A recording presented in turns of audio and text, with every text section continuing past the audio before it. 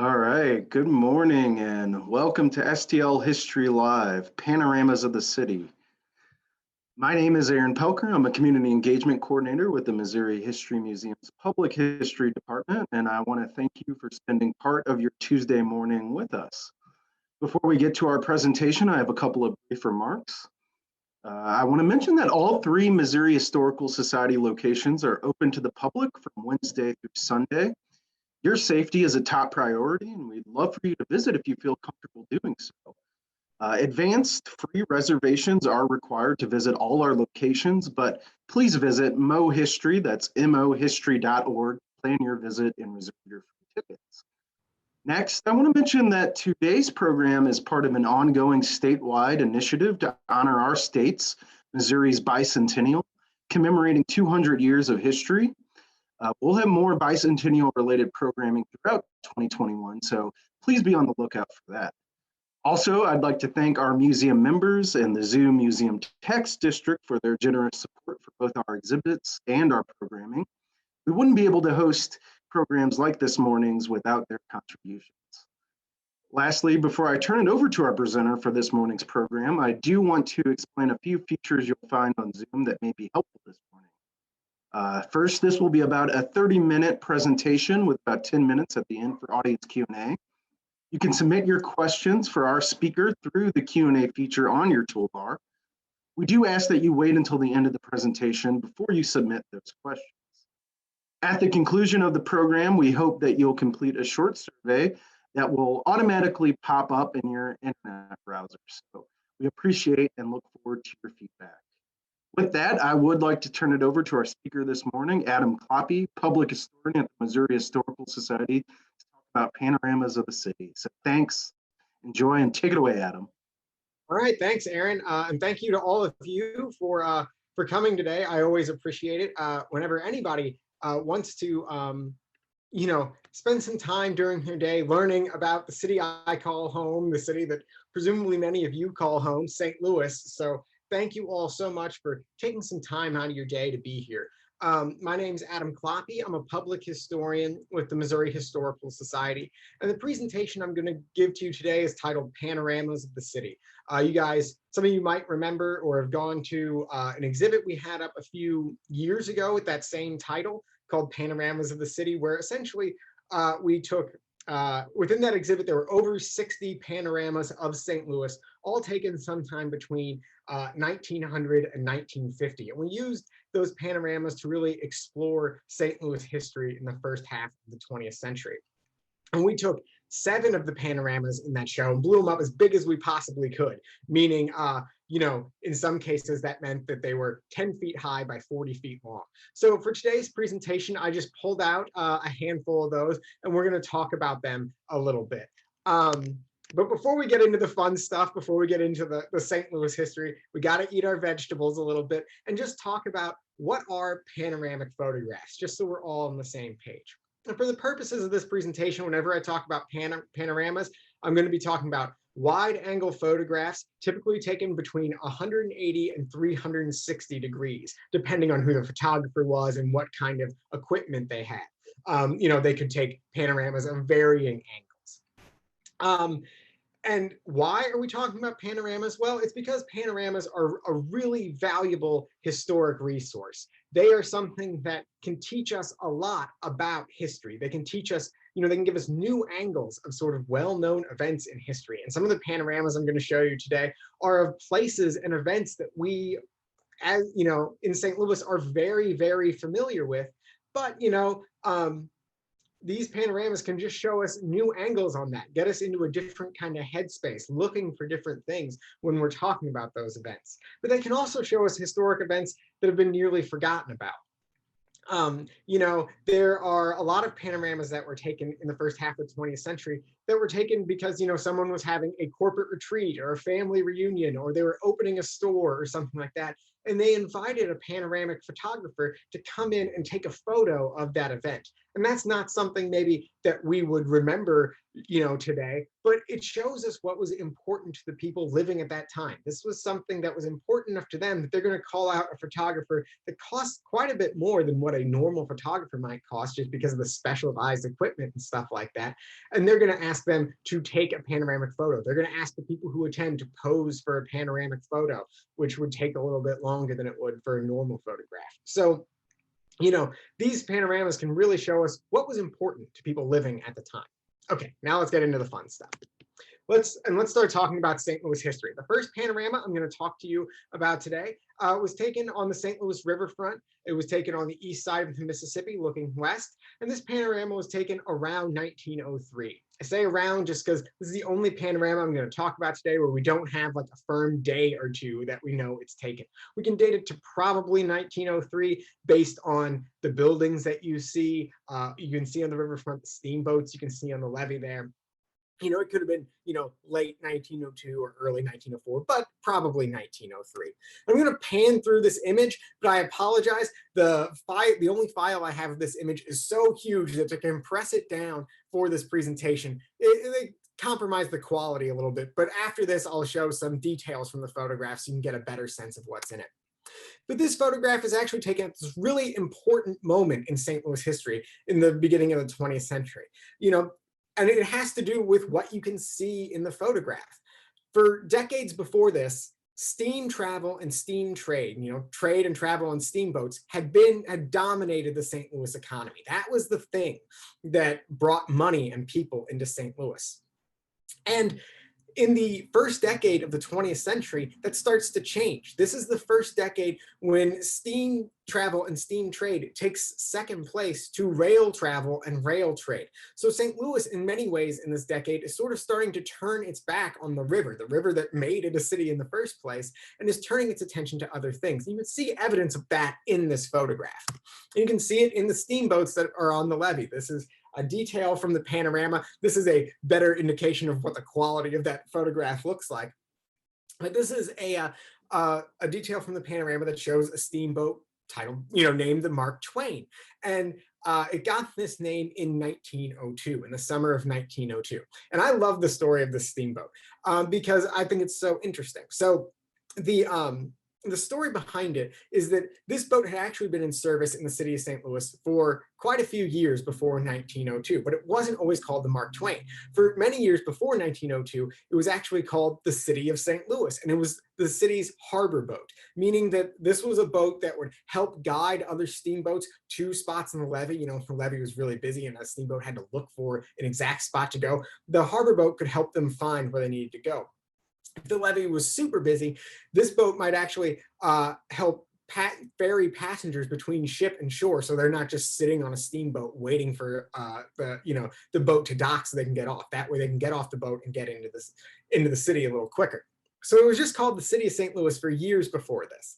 And in 1902, the city decides, we're having this pretty big event in 2 years called the 1904 World's Fair, the Louisiana Purchase Exposition, and maybe we should spice up the name of the harbor boat, the boat that's going to greet so many people into St. Louis. So they decide they want to name this boat after one of the most famous sons of the state of Missouri, Mark Twain. And when they make this decision, they send a letter to Mark Twain, asking him if he would like to come to St. Louis for this naming ceremony. Now, they knew when they sent that letter that his answer was probably going to be yes. They knew that he was also accepting an honorary doctorate from the University of Missouri in the summer of 1902. So they were sort of saying like, hey, if you are stopping by St. Louis anyway on that trip, and you're almost guaranteed to if you're traveling to Missouri from the East Coast in the early 20th century, if you're going to be in St. Louis anyway, just hang out for an extra day or two and we're going to name this steamboat after you. So Mark Twain accepts this offer. And in June of 1902, there's this naming ceremony for the boat. It's, sort of rechristened as the Mark Twain, and they have, elected officials and city elites and journalists and all these people down on the levee to watch them break the bottle on the boat and rename it the Mark Twain, and everybody claps. And then a few of the elected officials, a few of the journalists, they get on the Mark Twain, and they're going to go for a little harbor cruise, sort of up and down the river in 10 minutes in each direction. just to sort of take the first ride on the Mark Twain. So the Mark Twain could be on the first journey of the Mark Twain. And while they're on the boat, Mark Twain makes his way up to the pilot house, and he's invited to take the wheel, and he actually steers the boat on the Mississippi River. So, and you can read it right there in the caption that he knew that this would probably be his last appearance at the wheel. He was an older man at this point. He lived on the East Coast. He didn't come back to this area often. And he was right in guessing that. Right after this naming ceremony was over, Mark Twain, he hung out in St. Louis for a few days. Then he went up to Hannibal for a few days and visited some old family and friends up there. And then he went back to his home on the East Coast, and he never came back to this part of the country again.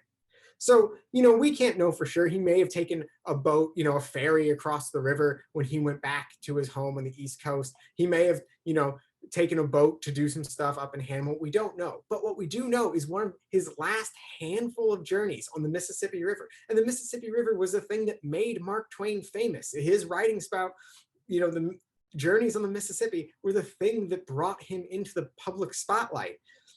One of his last journeys on that river was in the city of St. Louis on a boat that was named after him. And that's a story that I would have never even thought to look up if not for this detail in this panorama. So those are the kinds of stories that panoramas can really expose for us. But I mentioned, earlier that this was, this decade is really important in St. Louis history because it's that decade when rail is taking over for steam. And you can really, or steamboats, and you can really see that in this detail from the panorama, this detail of the Eads Bridge. And of course, the Eads Bridge isn't a new thing in the first decade of the 20th century. It had been completed in the 1870s and had been in use for, almost 30 years by the time this panorama was taken. But like a lot of new things that are introduced, it just sort of took some time to become the dominant form of something, to sort of take over from the old, even though people sort of knew that that was coming. But there are all sorts of ways that people use this bridge, and it's not just about rail travel. They really use it to connect themselves to the eastern bank of the Mississippi and beyond in ways that would have been unimaginable 30 years before. And you can see some of those details in this photograph. So you can see that big, I might have the name of this wrong, but you can see that big sort of stone pylon there on the bridge. If you look on the top side of the bridge, just to the left of that, you can see a little horse and carriage on the top level of the bridge. If you scan right on top of the pylon on the top side of the bridge, you can see little people on there. They walked out there. They were walking across the bridge one way or the other. If you move to the right of them just a little bit, you can see a trolley car on the top side of the bridge that's moving between the two sides of the river. And right below that trolley car, you can see a little puff of smoke. And if you look, on the lower side of the bridge, and if you scan to the right, you can see a train stretching back. That puff of smoke is coming from a train engine.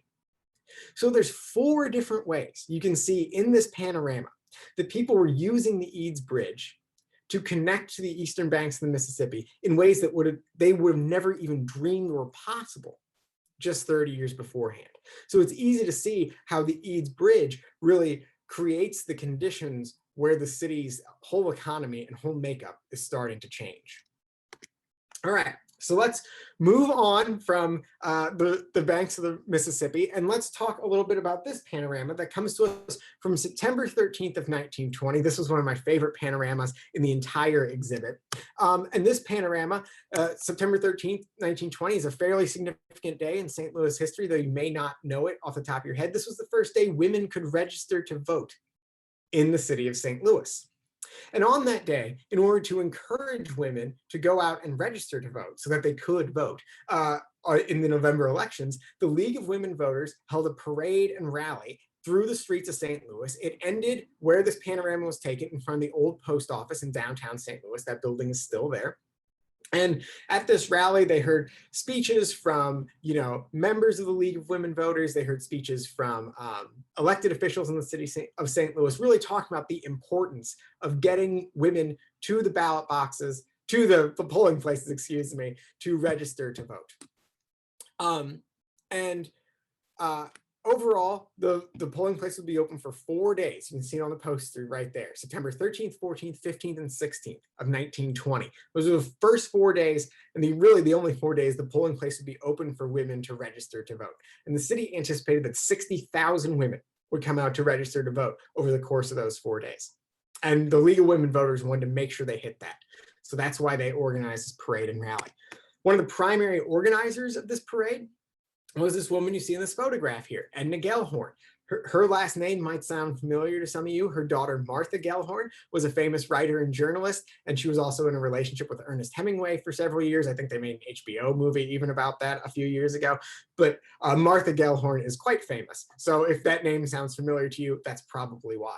But Edna Gellhorn is a really important person too. She was a huge organizer for suffragists in St. Louis in the early 20th century. Some of you guys might have even heard of the Golden Mile before, which was a protest at the 1916 Democratic National Convention, which was held here in St. Louis. And the Golden Mile was this protest where women would come out with these golden umbrellas and they would stand on the streets silently. They wouldn't say a word as the delegates to the Democratic National Convention would walk from the hotels they were staying at down to the convention center. So these Democratic politicians would be walking down the streets, and these women who had said for years, we don't have a voice. We have a presence in America, but we don't have a voice in America. These women are standing on the streets silently, making the point that they don't have a voice. And sure enough, in 1916, the Democrats and the Republicans too, though they were in St. Louis, but both parties endorse women's suffrage as part of their plank in the national election that year. So Edna Gellhorn is one of the primary organizers of this parade and rally on September 13th of 1920. But she wasn't just interested in St. Louis. She was also interested in getting women to register to vote all over the state of Missouri. And of course, different sort of municipalities and congressional districts and whatever had different times when women could go to their polling places to register to vote. So after this parade and rally in St. Louis, Edna Gellhorn got on a train and she started going all over Missouri, getting women to recognize the times when they could go in to register to vote, and also kind of giving them information, teaching them how to vote. And that might sound kind of crazy, right? Like teaching someone how to vote. It seems like something that's so natural, but it's really serious because, okay, let's talk about what Missouri ballots looked like in 1920. That little image you see on the right there is a newspaper advertisement for a congressional amendment that the state of Missouri was going to have to vote on in 1920 to improve Missouri roads. And if you wanted to, and the Missouri roads needed improvement because the automobile was suddenly this big thing, and these old roads just weren't working anymore for cars. So in order to make Missouri modern, they had to improve the roads. If you wanted to allocate the funds to improve Missouri roads, which is what this advertisement is promoting here, you had to leave yes blank and scratch out the word no. That seems completely counterintuitive, if you ask me. If before I didn't realize, I didn't know what a scratch ballot was, which is what you call that, is a scratch ballot. I didn't know what a scratch ballot was. And I certainly, if you had put me in a time machine before I started researching for this exhibit in this presentation, and you would put me in a time machine, whisked me back to 1920 and said, you need to vote in this election and your votes are going to decide how everything works out, I would have voted wrong on absolutely everything. I would have circled yes, I would have put a check mark next to yes. Yes, it would have never crossed my mind to scratch out the word no and leave yes blank. So there really was a need to teach people how to use these scratch ballots in 1920. And of course, a lot of women, came out to register to vote over the course of those 4 days. I mentioned that the city of St. Louis was hoping for 60,000. They were wrong. 125,000 women came out to register over the course of those 4 days. So you could say that Edna Gellhorn and the other members of the League of Women Voters were very successful in getting women to come out to register to vote. And newspapers were filled with stories of women, and particularly older women, who came out to register to vote over the course of those 4 days. And you can see some of them here, but my favorite one is that one at the top with the story of Ebby Tolbert. Ebby Tolbert, it says here she was 113. We don't actually know that. The census data on her is kind of all over the place. In one census, she'll be 96, and the next one she'll be 108, and then the next one she'll be 103, so it's a little bit all over the place, but we can we can surmise from the census data we have that she was over 100 years old in 1920 when she registered to vote. She was born as a slave in Virginia. At the time of the Civil War, she was enslaved in Vicksburg, and during the siege of Vicksburg, she escaped, fled north, and she ended up in St. Louis, and she would live here until her death in 1928. And on September 14th of 1920, on the second day she was able to, Ebby Tolbert left her house. She walked down to her polling place, which was like less than a block away, so she didn't have to walk far. And she registered herself to vote. And I can't imagine what must have been going through her head in that moment. You know, she had lived in the United States for over 100 years, and she had never had a voice here based on the fact that she was an African American and a woman. And that's it. And after 100 years, over 100 years, she finally has the opportunity to make her voice heard, and she took steps to make sure that that would happen. And I think that that's an incredibly powerful moment. And like I said, I just can't imagine what must have been going through her head in that moment. So let's move on to the next panorama here. Oh, I got a little alert. Let me make sure I close that. Okay.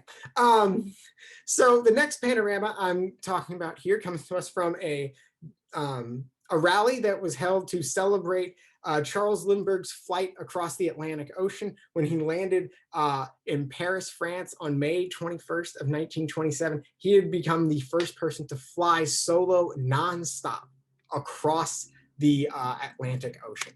And after this, he was celebrated in cities all over Europe and the United States, including, let's see, oh, there it goes, including, you know, where he landed in Paris, in London, in New York, in Washington, D.C., and in St. Louis. He wanted to make sure that there was a celebration for him here in St. Louis because he had been based out of St. Louis for several years. You know, as a male pilot in the years leading up to 1927, and all of his major financial backers came from St. Louis. That's why his plane was named the Spirit of St. Louis. It was named so it could be named after the city that gave him so much support. So he wanted to make sure that there was something here to recognize the support the city of St. Louis gave it. And so on the weekend of June 18th and 19th, there was a parade on one day and then a speech on Art Hill the next day. The parade on June 18th of 1927 was in the streets of downtown St. Louis, and 500,000 people came out for that parade. And I think that that's just amazing. You know, I hear so often, anytime Lindbergh comes up now, a lot of people are like, well, why do we even really still talk about him? His accomplishment doesn't seem that, you know, that out of this world. That planes cross the Atlantic Ocean all the time. But in 1927, no one had ever done it before. And in fact, you could read op-eds in, you know, the New York Times and stuff about how maybe crossing the Atlantic by plane is just something that's impossible. Maybe it's just something that people cannot do. Maybe that's the limit of man's technological achievement. So when Lindbergh managed to cross the ocean, he really showed that we hadn't reached the limits, that there was so much more to dream and to do. And it made the world seem just a little bit smaller. It made people in the United States feel a little bit more connected to Europe. It made the world just feel like it was a little bit more navigable, a little bit more explorable, a little bit more that you could form connections with people all over the globe. And so people were really, really excited about Lindbergh crossing the ocean. And this wasn't even the biggest parade that was held for him. You know, there were bigger ones in New York and DC after his flight. So, I mean, 500,000 people is still a lot of people, but it just goes to show how excited people were just for the chance to perhaps see Lindbergh at a parade like this. But the panorama was taken at a speech the next day on Art Hill. 100,000 people came out to Art Hill for the chance to see Lindbergh speak. And, you know, on this picture on the right here that's taken up at the top of the hill near the Art Museum, you know, you can see the dais down there. Those people probably couldn't really even hear Charles Lindbergh. You know, they didn't have walls of amps. You could see it in the panorama. There's just, you know, sort of megaphones hooked up to microphones. There's not really, the sound amplification wasn't quite as good as we have today. So these people up here probably couldn't really even see Lindbergh. They were just excited or hear Lindbergh. They were just excited for the chance to go and say that they were there, say that they saw Lindbergh perhaps.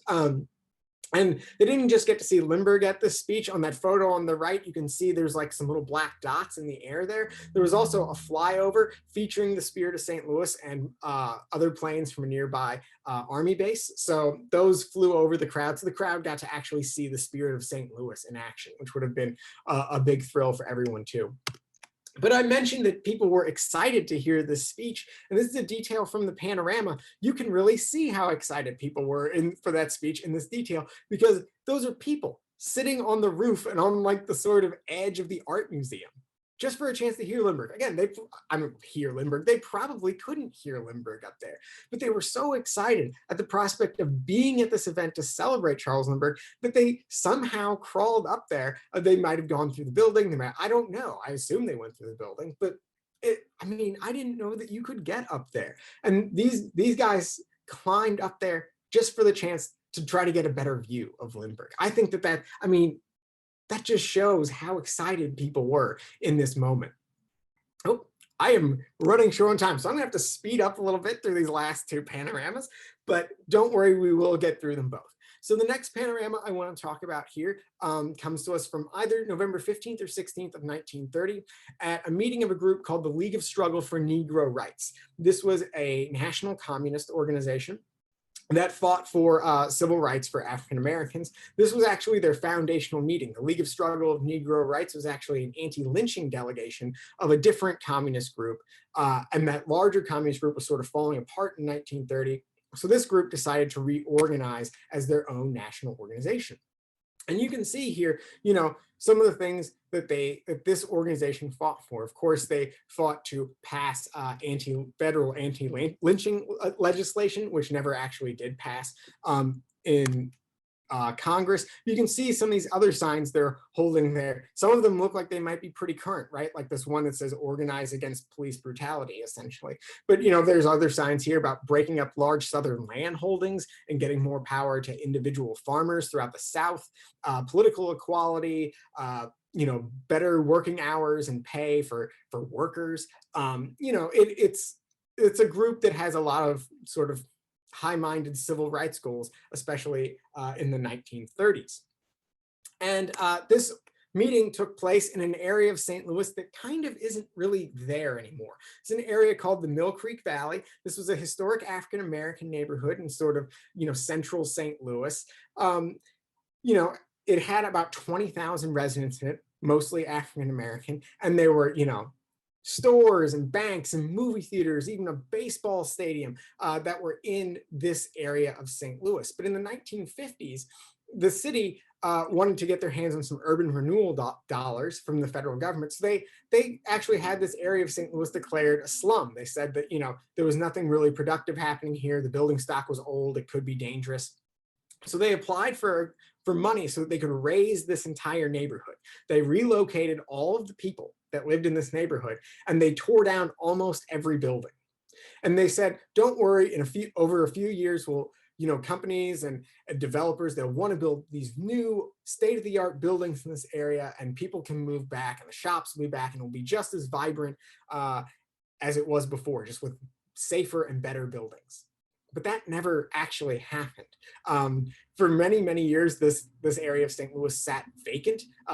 During those years, it actually gained a new nickname. People stopped calling it the Mill Creek Valley and started calling it Hiroshima Flats because it looked like a bomb had gone off and flattened every building in the area. And really, apartments and stuff like that, they never really did come back from this area. There is some stuff there today. And here's a nice little comparison of what it looked like then to now. This photo on the left here, it was taken in 1928. It was taken of a building that was being torn down, but I don't want to focus on that. If you look behind where that sort of rubble is, you can see there's two buildings on sort of the right-hand side of the photograph, and one of them has a doorway that has sort of a decorative arch above it. I'm sure there's a better architectural term. I'm not an architect. But you can see that building with a sort of decorative arch above the doorway. That is actually the hall where the League of Struggle for Negro Rights meeting in 1930 took place. So it was right here in this neighborhood.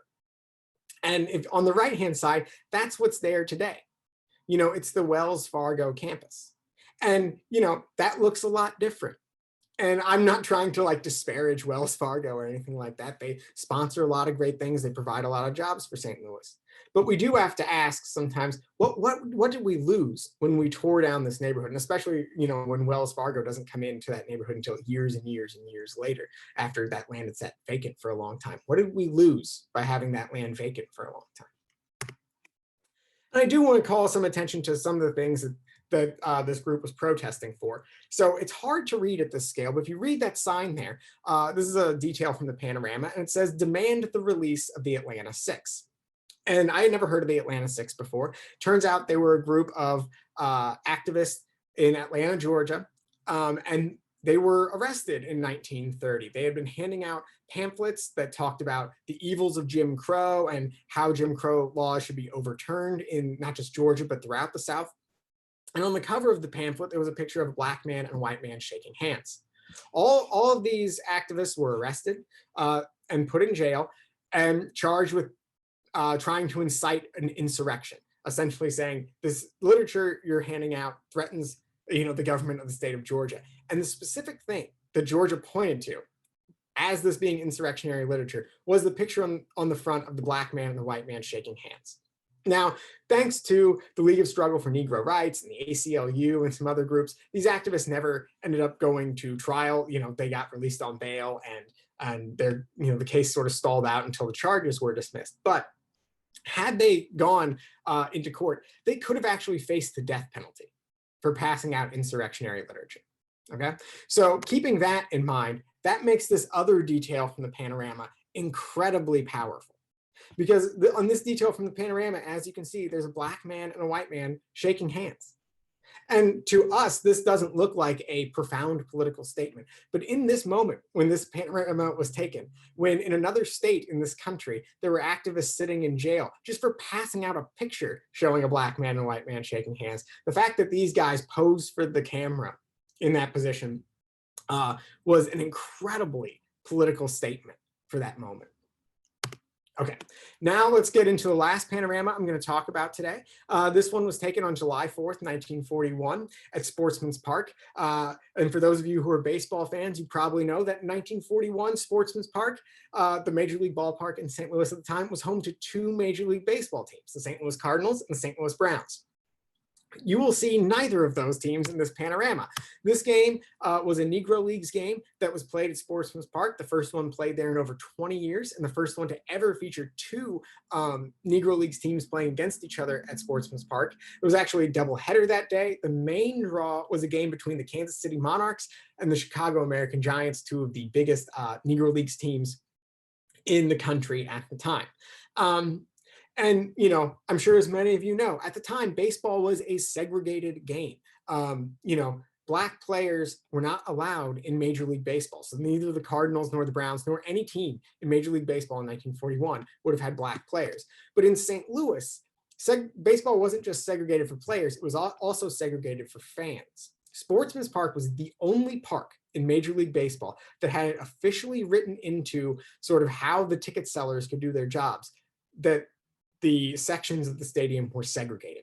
If you were a black baseball fan, you could not buy a ticket anywhere in the stadium you wanted. There were like 2, maybe 3 sections, depending on what year it is, where African-American fans could sit.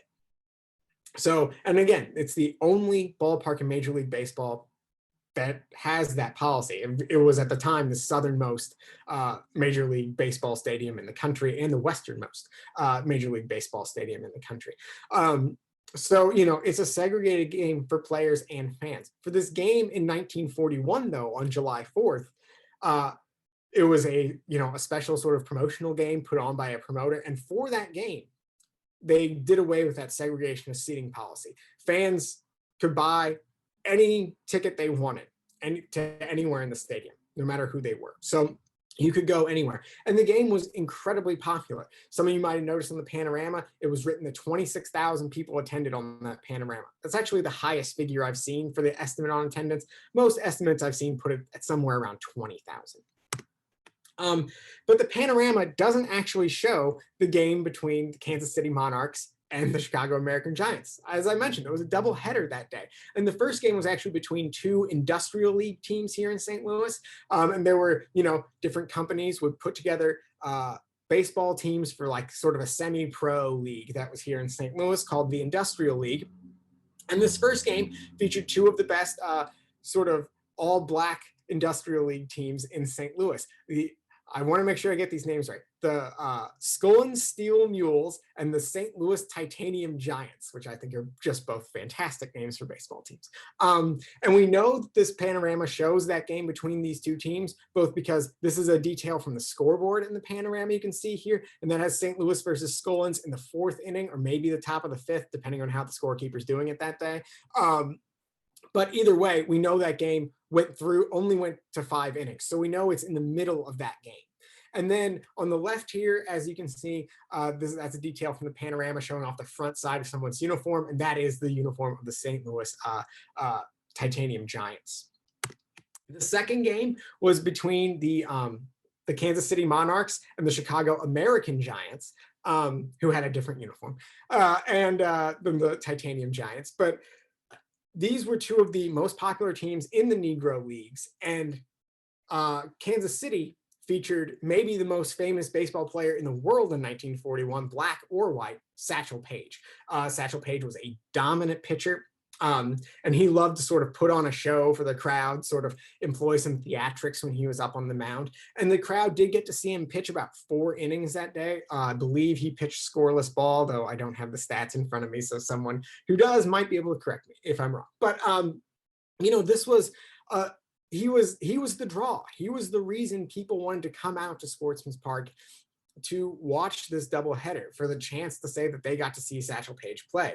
And of course, some of you might know Satchel Paige has quite a long history in St. Louis. After Major League Baseball, after the color line is broken, it takes a few years, but Satchel Paige comes into Major League Baseball, and he plays for the St. Louis Browns for a while in the 1950s. At the time, he's quite old for a baseball player. He's in his 40s, but he's still just as dominant as he was when he was a younger man. He actually makes an all-star team with the St. Louis Browns. So he remained a really dominant pitcher quite late in his life to be playing professional baseball. But this game in 1941, it was incredibly successful. Like I mentioned, almost 20,000 people came out to that game at a minimum. And over the course of the next few years, more and more games featuring Negro Leagues teams were scheduled at Sportsman's Park. I mentioned that was the first one for 20 years. Over the next few years, several more games are scheduled there.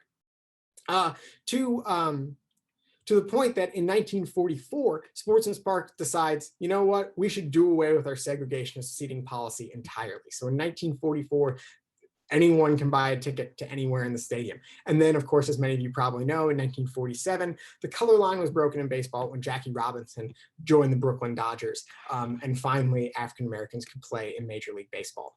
So that was the last big panorama I'm going to talk about. Just briefly, I do want to mention panoramas today.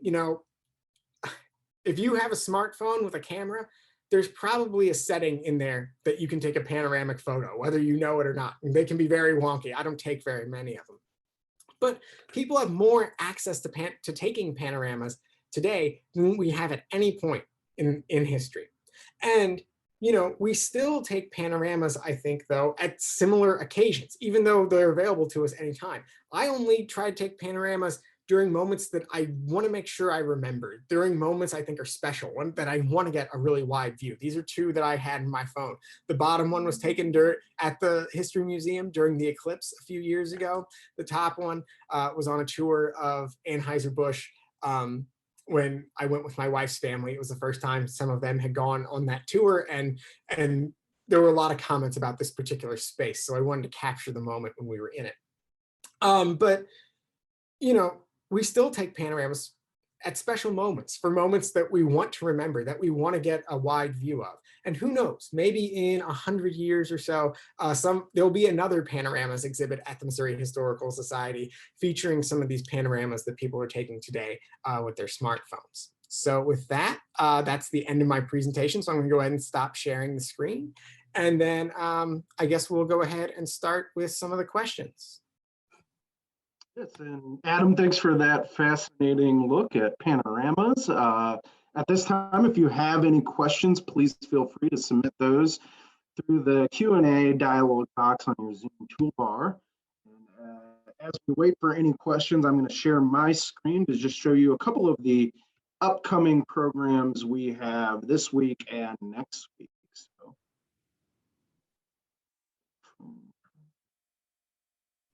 yeah, that right there.